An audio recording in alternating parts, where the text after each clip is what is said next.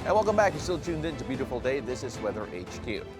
Now, the Metropolitan Manila Development Authority, or MMDA, is turning trash into solutions to fight flooding in Metro Manila. To talk about these initiatives, joining us via Zoom is Director Mark Edmon Navarro of the MMDA's Flood Control and Sewerage Management Office. Magandang umaga, Director Mark, and welcome to Beautiful Day. Good morning, everyone, and thank you for inviting me here in Beautiful Day. Director, let's talk first about how trash in general, kapag bumabaha, we always think of it as one of the biggest problems, but you are turning it into a bit of a solution. Can you tell us a bit more about yung efforts ng MMDA to turn these pieces of trash into things like eco-bricks, eco-hollow blocks, and even concrete barriers? Well, of course, syempre, we are finding solutions to our perennial problem, that is yung basura natin. So, hindi naman like, syempre, darating yung point na mapupuno ang ating mga landfills.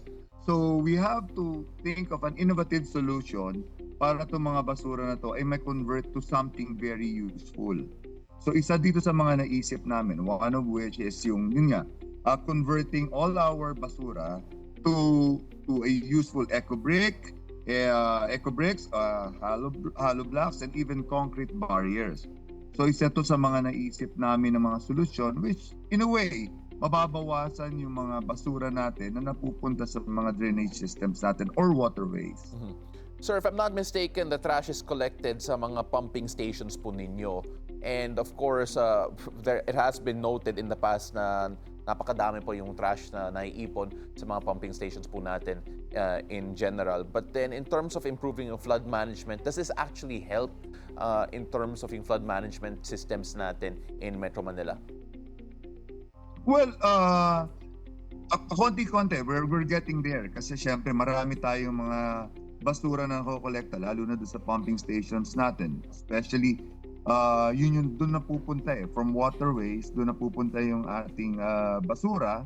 Kaya ang nangyayari dito, we have to do something about it. So what we did, nagtayo kami ng facility mismo sa pumping stations na pwede nating ma-convert all this basura. Mm-hmm. Can you tell us more about the process of yung conversion po nila? What are the challenges, especially when it comes to processing these waste from the waterways? And normally, ano yung mga result po? Like how much material can we actually produce?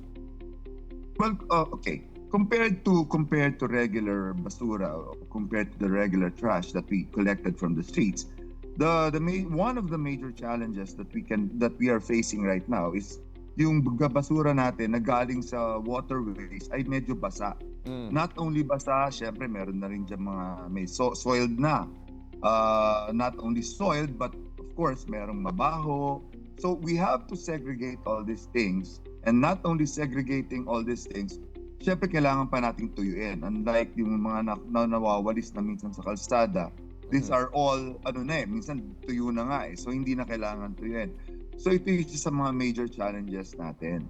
But again, our goal is really to minimize yung trash na napupunta sa waterways natin, and what can we do about it. So the machines or the equipment that we have are doing all the work, and yun nga, we are very, very lucky that we have this machine na merong nagtutuyo, merong nagsesegregate na rin. So the challenges are limited, or doon na lang tayo dun sa part na basa siya at mabaho. Mm-hmm. We talk a lot about the trash in sa waterways po natin, and a lot of it actually stems from the communities around these particular waterways, or even some of the businesses around these particular waterways. There have been programs when it comes to trying to declog yung mga waterways natin, including the Bayanihan sa Estero program. How effective has these efforts have been in terms of making sure that our waterways are a bit more accessible or a bit cleaner, especially when dealing with mga flood situation po natin dito sa Metro? Okay. First, we tap siyempre yung mga organizations within the waterways, or yung mga areas doon sa ating along the drainage or along the estero and rivers. Mm-hmm. Why? Because siyempre we understand sila yung mga nakatira doon sila yung nakakakolekta rin ng mga garbages within their area. And of course, we encourage them na wag na kayong magtapon. Instead of throwing your garbage doon sa estero, convert natin to into something useful. Not only that, we have another project kasi yung tinatawag naming IX or Information Educational Communication Campaign na we are telling people what you can do about the garbage that you are collecting or even yung garbage nyo mismo. So ano mga pwedeng gawin? Meron kaming tinatawag na kino-convert namin yung pwedeng i-convert na garbage nyo into a grocery items. So that's one thing. Then of course, by making your community part of this cleanup campaign, you make them feel responsible also. So siyempre, if they have this knowledge na kung ano yung pwede and ano yung effects ng ginagawa, well, definitely they become more responsible dun sa problema talaga, because the problem is not just yung effect ng throwing garbages dun sa ating drainage system, which is of course flooding, and not only flooding kasi kasama na dyan yung health problem. Yes, sir. Andiyan na yung magkakasakit na yung mga tao. So we really have to tell them itong problema na to. Director. So we have to involve them.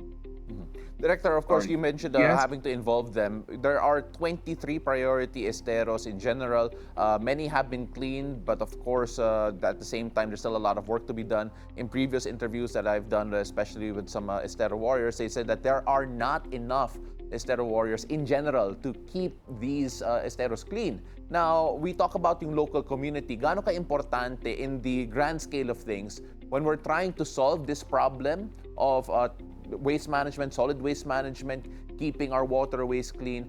Is the local community the biggest factor in this particular issue? And of course, can this be solved through more education and through more efforts? Okay, first of all, I'm praying na this will be successful. Of course, all of us, because this is truly a problem. Now, involving community, what we did now is that yun nga, yung sinasabi namin ngayon, we have this bayanihan sa estero. That it is not only the community around the waterways or the estero or the creeks, but nag-involve na rin kami ng mga civil society organizations to help us. Because truly, we have to acknowledge na merong kakulangan . There is a need for help. Kailangan namin ng tulong ng mga civil society organizations. So we have tapped yung aming mga partners now that are going to adopt our estero, adopt a creek, or helping us clean. So hopefully we'll try to have that trend na yung mga tao is maging aware ng effect nung pagkakalat ng basura. Kasi now, what we're really doing is that meron kaming mga kinakausap na civil society na kung pwede nyo bang i-adapt to. So in a way, hopefully, Sir Paulo, we will start a trend that yung mga tao ay ma-aware na we should do our share in the community. Na hindi lang yung mismong mga taong nakatira doon sa malapit sa creek, but more importantly, even those people na mga kumpanya na willing tumulong sa amin dahil alam natin na merong problema. And that is basura, indiscriminately throwing trashes kung saan-saan, especially sa waterways natin. And yung waterways natin is yung pinakamagandang daluyan ng tubig para lumabas yung tubig natin going to Manila Bay or other bodies of water. Director Mark, I wish I had 1 hour with you kasi sa totoo lang, ang dami pa natin pag-uusapan sana. But unfortunately, we are out of time at the moment. I'd just like to thank you po for your insights and of course, everything that you've shared with us here today. Maraming salamat po. Have a great morning. And thank you. Have a safe you. trip po. Thank you very much. Thank you. Thank you so much. That was Director Mark Edmon Navarro of the MMDA's Flood Control and Sewerage Management Office.